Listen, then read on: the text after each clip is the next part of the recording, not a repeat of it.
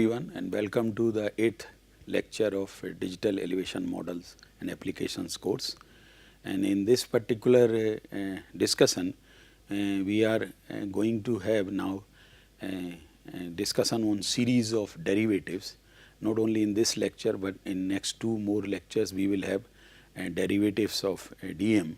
So, the entire discussion is now what kind of different outputs can be generated using DMs. In the beginning of this course, I have mentioned that DMs are storehouses of information. Many information can be derived from digital elevation models. One of the examples you have seen in the previous lecture, that just in using a shaded relief model or hill shading, which we will discuss in much more detail in subsequent lectures. We can resolve some issues, we can create 3D perspective view, we can also create fly simulations. So, similarly here the DMs can be used for different derivatives, for example slope and aspect, which we are going to focus in this particular lecture, can be derived very easily with digital elevation models. Few things we have to remember while calculating or deriving these products from using digital elevation models, otherwise the processes are quite simple. But before that we have to understand basically what is topography. So, topography we would like to define here that the surface characteristics such as the slope, relief and form of an area which we referred as a topography. So, these undulations which are present are making all these other things important here and visible here. So, slope, if undulations are not there, if we suppose it's a flat terrain, then we may not see relief and therefore we will not see slope, neither we will see the aspect. We will see in detail what is basically slope, what is aspect, and how we can calculate using a software like GIS or some digital image processing softwares, and using of course a digital elevation model. So, topography of a surface as we can be represented through a DM or terrain models, and DM represents a topographic surface in terms of a set of elevation values measured at a finite number of points, or here the cells, and contains terrain features of geomorphological importance such as valleys, ridges, peaks and pits, etc.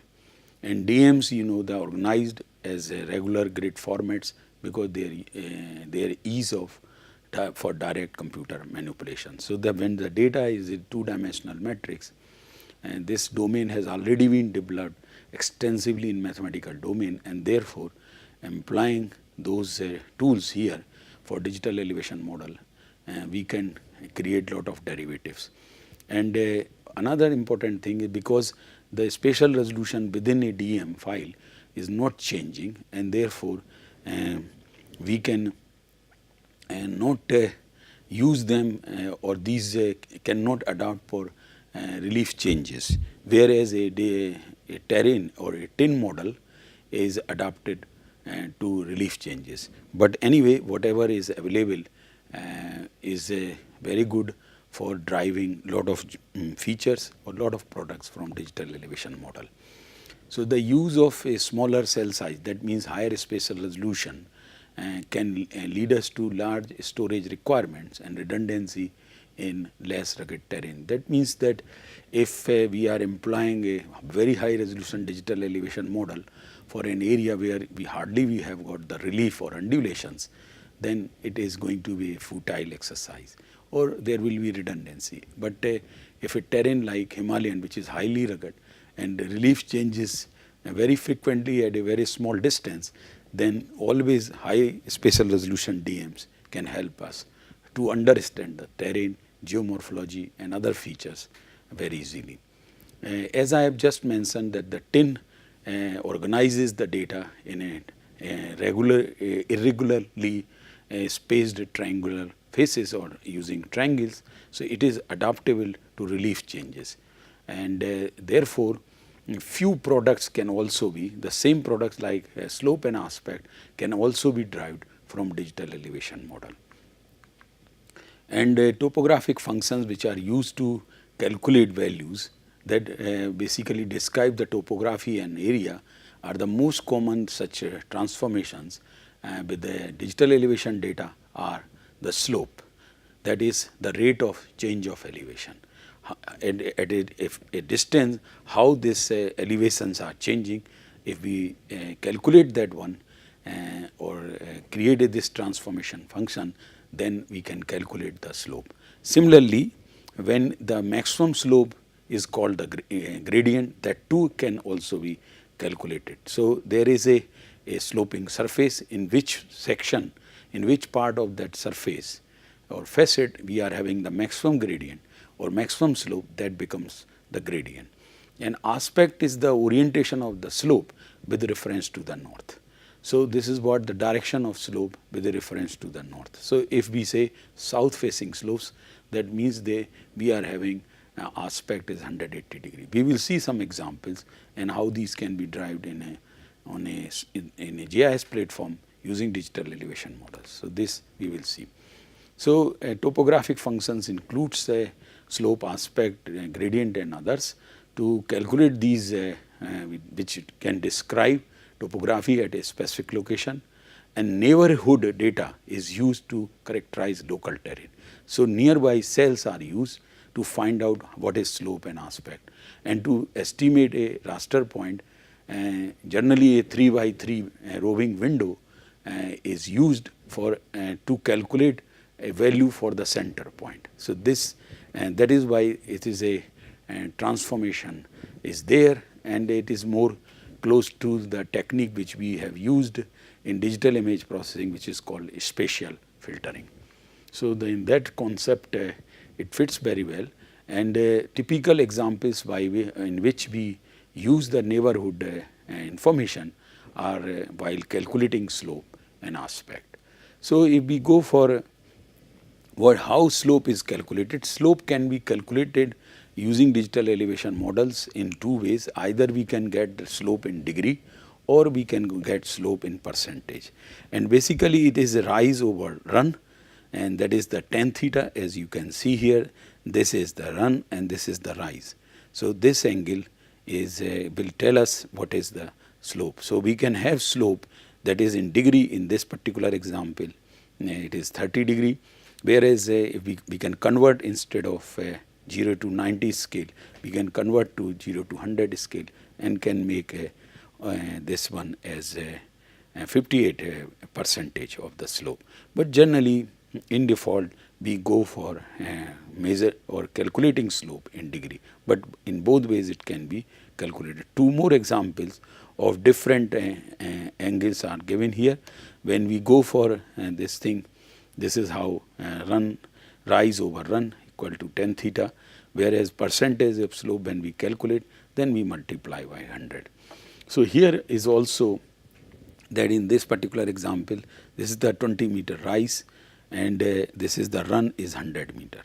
So, if we substitute all these values, that tan theta equal to the height difference, that is here is the 20 meter and like here, and this is the 100 meter run, then we get the 20% slope, as we can see here. So, with this distance the slope has changed by 20%. So, it is a very simple understanding about slope calculation in a digital elevation model. But as I mentioned that a 3 by 3 roving window will be moving throughout your digital elevation model, and for each central cell the value will be calculated. So, this is how if we take this is the input raster and this is the output raster. As we can see here that the neighboring cells values have been used, and the data what we are seeing here are the slope which is available here. So, this another important thing is the jet factor is essential for to correct that jet factor basically, and the jet factor basically means here because as we know that the xy or horizontal scale is completely different than vertical scale in digital elevation models, and this jet factor will allow us to equate horizontal scale with vertical scale. So, either you can change the vertical scale and bring equal to the horizontal scale, which is more easier because you might be using the derivatives of digital elevation model for some with other products, and therefore it is always good to use jet factor and equate the vertical axis or vertical scale to horizontal scale by implying a jet factor. So, both calculations for slope and aspect and many other derivative calculations of from a DM, jet factor the care about the jet factor should be taken. So, the range of values in output basically will depend on the type of measurement units are here, and for degrees the range of slope would be between 0 to 90 degree, and of course for percentage it is going to be 0 to 100 and so on, which 50% means just 45 degree. If the center cell, because it is a roving, this is a special filtering kind of thing, so there will be a roving window, and the center cell in the immediate neighborhood, that is 3 by 3 window, which is a no data, and the output is also no data, especially for this, because on the edges you then do not have the other data set here. So, when input raster did not have the data, and therefore output raster is also not having no data. Basically, no data is a concept which came little later in the domain of GIS, is that no data basically indicates a very no data is a value, it is not a 0. So, no data is a declaration giving about a value. Say for example, in a digital elevation model, we can give a very absurd value like minus 99999.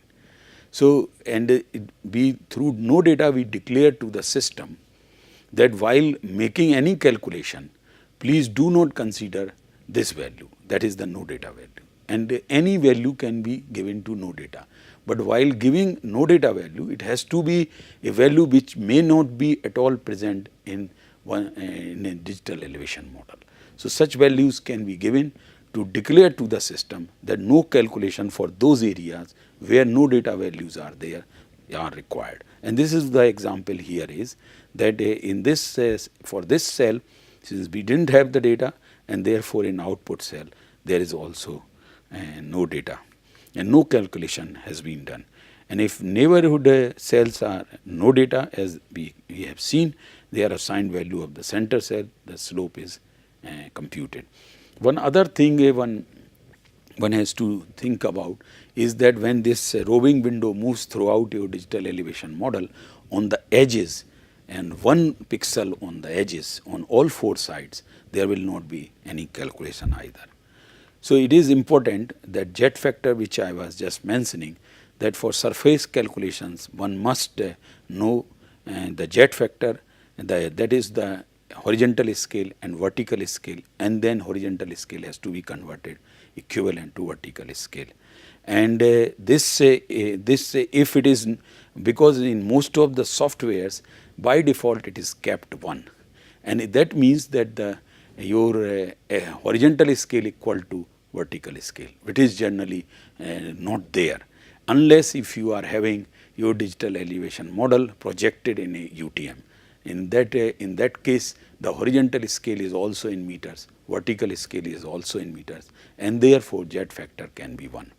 But in other cases, suppose you are having values horizontal scale in DD, that is degree decimal, then the jet factor has to be changed so that your vertical scale becomes equal to horizontal scale.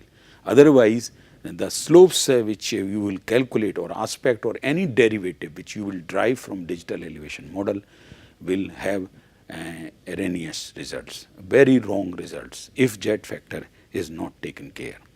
So, this has to be taken care, that the elevation and horizontal unit must be the same type, and if they are not there, then it is bound to have wrong results. This is the example given by, there are different methods also to calculate slope and aspect given by different workers earlier. Like here, this is the Horn's method is given here, and this 3 by 3 matrix is also shown, which calculates a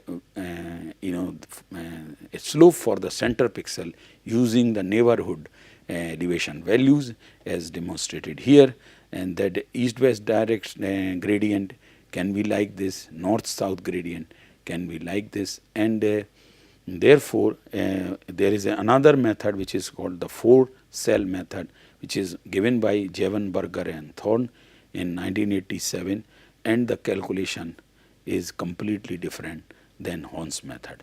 When we see the results using different methods, sometime depending on the input digital elevation model, that means the terrain conditions, sometimes you may not find a huge difference or differences between slope maps which have been created using these two popular methods, but sometimes you may get quite different results. This is one of the example of calculating a slope map that 2 in degree using a input elevation model. So, this is input elevation model, and this is the slope. Wherever you see that these color bands are very closely spaced, you are seeing higher slopes as here, and this is in degree.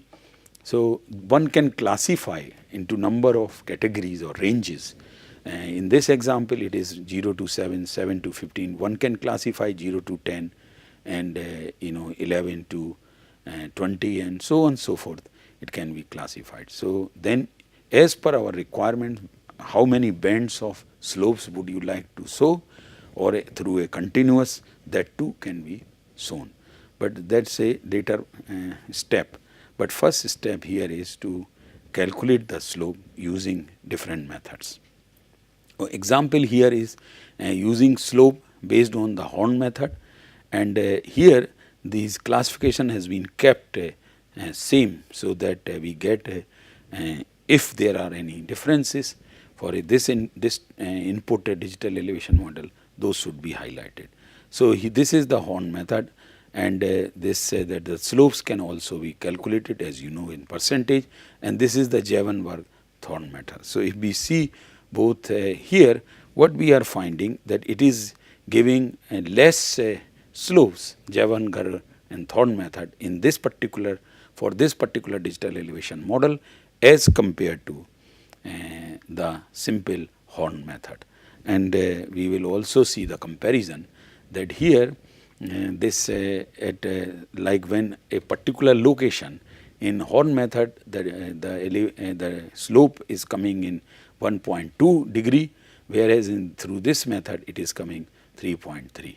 But here it is more, it is less, again it is quite close to, but again it is less, it is again little less. So, this is what I mentioned here, as you can also see that this one, when we are having the same number of classes, slope classes between 0 to 10 to maximum slope in this area are found around 50 degrees. So, that is why only 5 classes were kept. Similarly, here also that 6 classes were kept, but what we have just visually we can see that this Jevenberg, Vergen and Thorne method is giving more less slope values, average less slope values as compared to Horn method in this particular example. But there are, if we see overall, it is not very not much significant differences which we see in these two methods. And next derivative, another very important derivative and very common derivative of digital elevation model is aspect. And aspect, before that, before we go for details about the aspect, basically it's a compass direction, that is slope faces. So, when we say north facing, that means that the sloping surface is facing north. And generally we get in 8 directions, 0 degree, 45 degree, 90 and so on likewise, and these colors are assigned by different softwares. If I take the example of like ArcGIS or ArcView, and this color scheme is assigned to different direction slopes.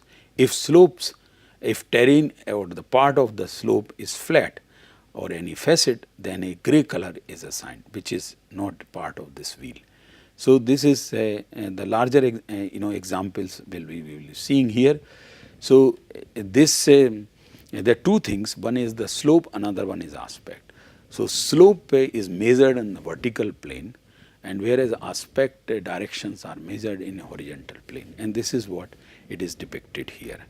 That this is planar normal vector here, and this is xy plane. So aspect is measured with this, and this is what we are seeing is the aspect angle, and this is measured in vertical.